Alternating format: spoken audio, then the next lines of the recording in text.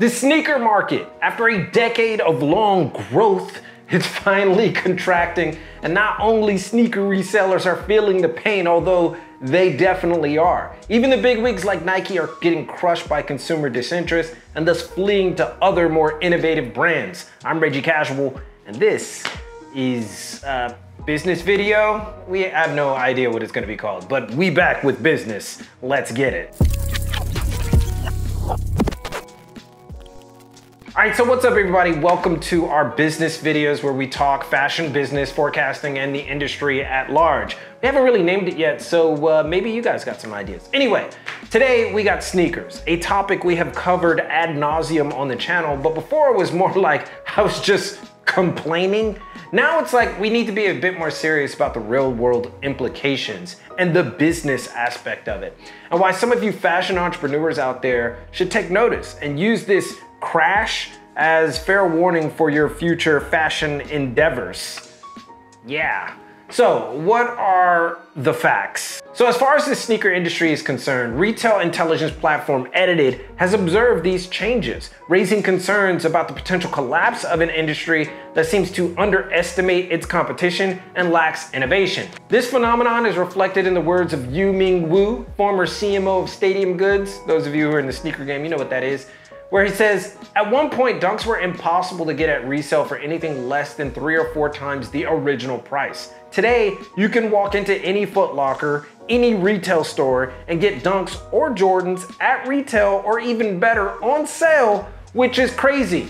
Well, that would be crazy, but that is good for the consumer. I'm sure they love the fact that they don't have to pay 3 to 4 times the amount, Yu Ming. There's only one problem. They no longer care, which is the reason why they go on sale. Take TikTok's favorite sneaker, for example, the Adidas Gazelle, and I'm still saying it that way. It suffers from similar issues with a staggering 600% of its stock left unsold in 2023, signaling a clear disconnect between supply and consumer demand, and also revealing the dangers of basing popularity on TikTok trends. Apparently, the Gazelle was everywhere, it was super popular, but not nearly as popular as social media made it out to be.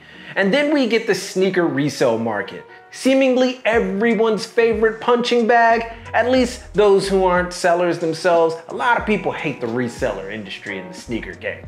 Once a lucrative arena for quick profits due to limited stock and high demand, it has also shown signs of unsustainabilities. Who could have predicted that?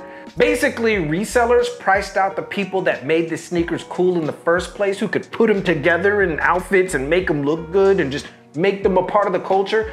For instance, Nike's strategy of ramping up production of popular models like Jordans and Dunks has depreciated their resale value, further straining the secondary market. Similarly, Adidas' decision to terminate its Yeezy line following the controversy with Ye has cut off a significant source of hype and exclusivity. And don't get on me about mentioning it.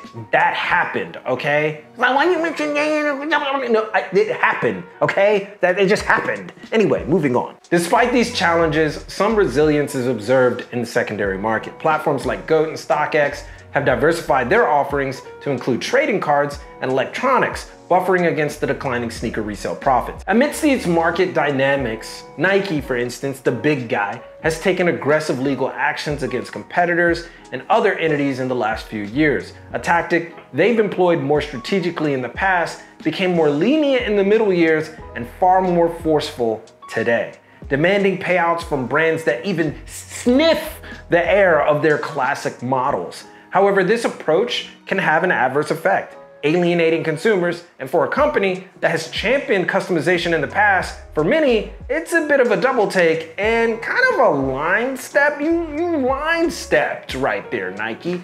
It moreover appears as a distraction from the core issues of innovation and consumer engagement. Adding to the turmoil, Nike's recent decision to lay off more than 2,000 employees reflects deeper strategic and operational challenges within the company, alongside a very unstable economy. Despite these drawbacks, industry analysts like Statista project a growth spurt in the global sneaker market, estimating at around 5.18%, an increase from 2024 to 2028. This suggests a potential for recovery and growth if brands can realign with consumer expectations and rejuvenate their innovation pipelines. I'm supposed to say that. I'm supposed to say it in that way. Emerging brands like On and Salomon are capitalizing on this shift, introducing innovative designs that blend performance with fashion-forward elements, leading to so-called sports style footwear trend, because everything has to be a trend and they gotta make up a word for it anyway. With some models edging out basketball shoes as the second-hand market's hottest sneakers. But without the cultural cachet, it's hard to tell if this trend upwards is sustainable for these new models. Who's to know? We don't know, because trends move so fast today. But what does that mean for fashion entrepreneurs today? And how can they learn from the sneaker market woes? We'll tackle some of those points of business right after a word from our sponsor, Squarespace, so stay tuned for that. A big part of fashion is community, and building a fashion brand or any business requires a strong one. That's why using Squarespace for your new website might be the way to go. Besides being packed with great website templates, built-in SEO and analytics, Squarespace's new members areas make it easy to create, foster, and grow a community of true fans.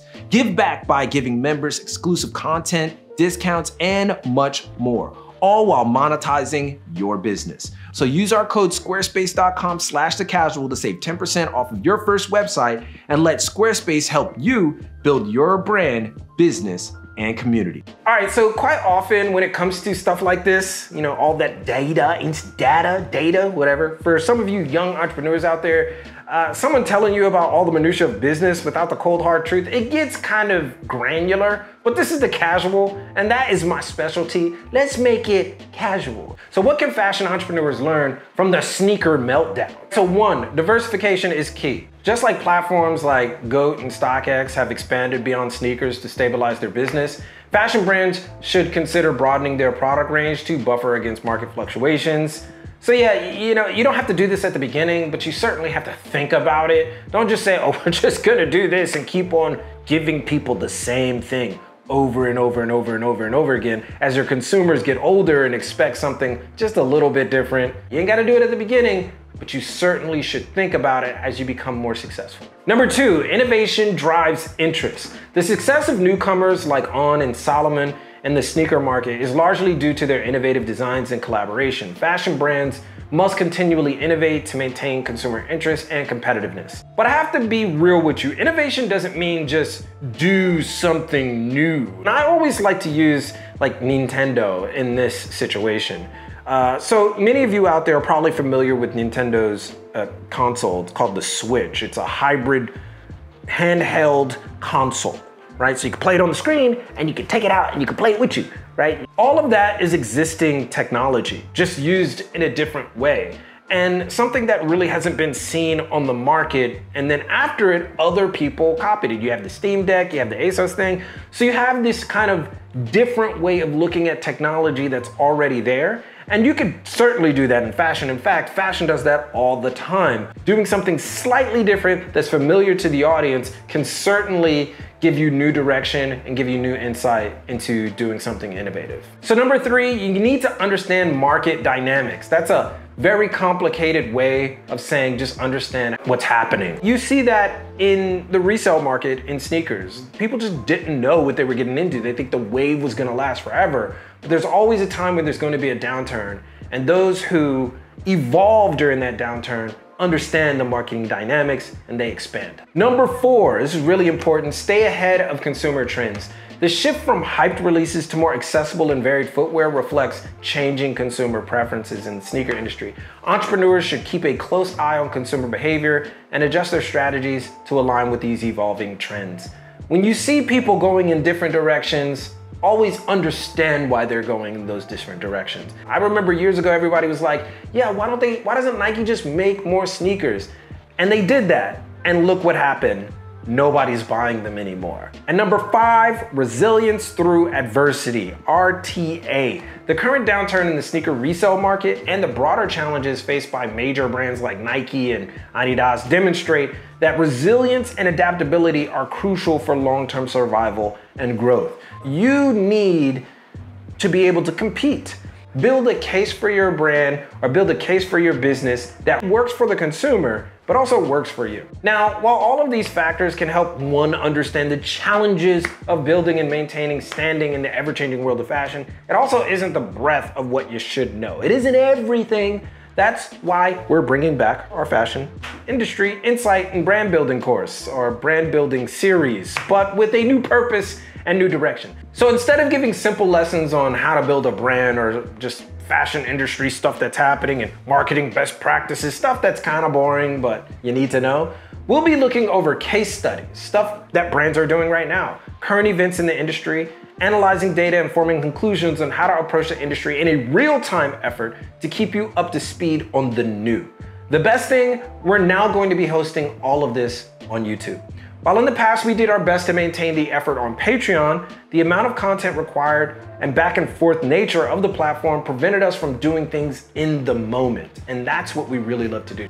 By giving these small case studies and intro lessons on the main channel and expanding those on our very own YouTube membership page, we can get you all the information you need, as well as extended content for those entrenched in the business of fashion.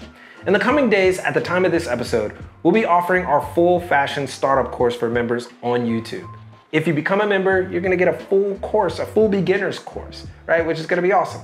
While all this will also be transferred to our current Patreon members, they already got it, we encourage new members to join right here on YouTube. You'll be privy to membership posts on our community page, discounts on future merch, as well as an extra business content and webinar. Now, for all of you who are worried, we'll still be covering Japanese fashion. That's going to be a primary source, but we're gonna be going out there discovering Japanese fashion. That's gonna be a big part of the channel, so no worries on that front if that's why you're here. But this is our way of pivoting back to what we do best, discovering fashion beyond borders, that is, here in Japan, and understanding the industry beyond consuming. And that is all she wrote. I really have nothing else to add on that matter. In any case, be on the lookout for more stuff from The Casual in a classic way. Join up if you can, and if not, do the best thing from there. And that is like, sub, and comment below on the sneaker topic that we just covered today, or what you'd like to see next on the channel. You can put all that down in the comments. Just do what you want, right? Have at you. But most importantly, keep it locked right here for all of your info in international fashion culture and business from Tokyo. It's your boy, and keep it casual. Yoroshiku onegai shimasu. And I will see you guys in a minute.